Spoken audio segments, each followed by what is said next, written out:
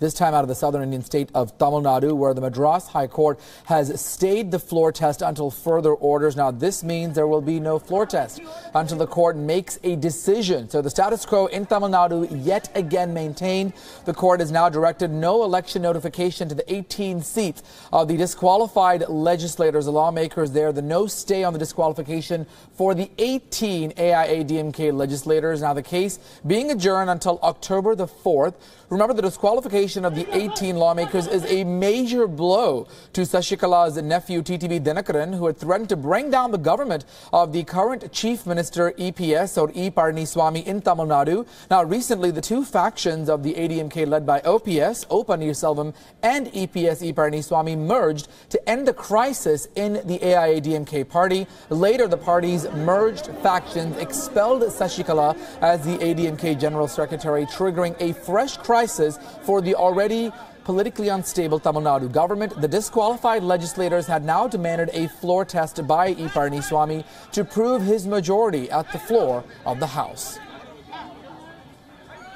Let's go straight to WION's correspondent in Madras, Chennai. We have Revathi Rajivan joining us with the very latest. It seems like things continue to take a downward spiral there. Revathi, what is the latest?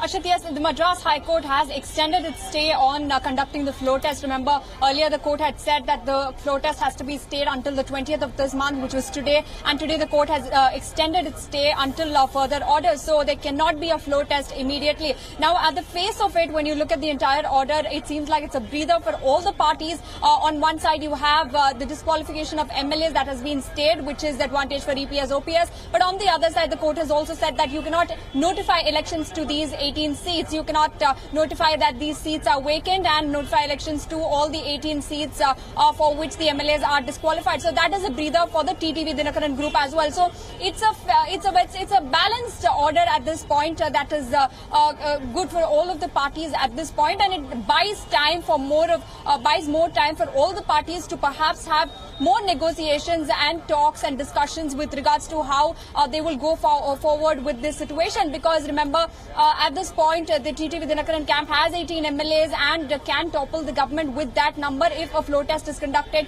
and if the 18 MLAs are qualified to vote against the Chief Minister Edapadi Palaniaswamy. But on the other side, if you look into it deeper, it also seems like this is a minor setback for the EPS and OPS camp, because remember, if the court had said that the 18 MLAs stand disqualified and had ordered for a floor test immediately, it was advantage EPS and OPS, and they would have perhaps wanted the floor test to happen immediately, because the numbers were clearly in favor of EPS at this point. Because if you reduce the 18 disqualified MLAs from the House of 234 MLAs, the magic number would be around 106 MLAs, and the EPS group at this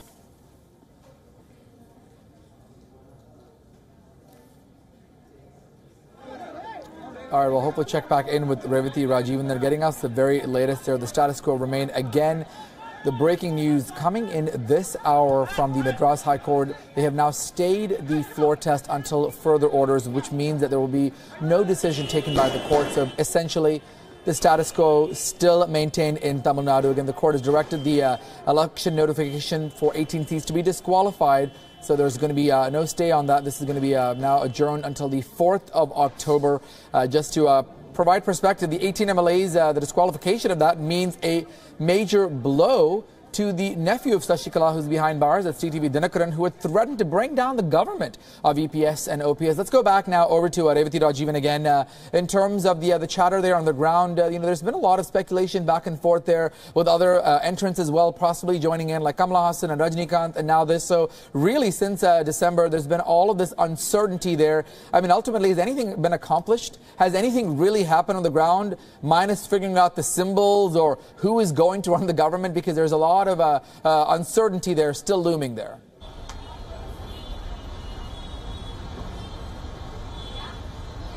Well, absolutely, Ashit. The uncertainty that has been going on in Tamil Nadu for months, and if anything anybody has achieved, it's only that the governance and administration in Tamil Nadu is in limbo, because everybody's focus is on power and position, and all the leaders are fighting out against each other to ensure that their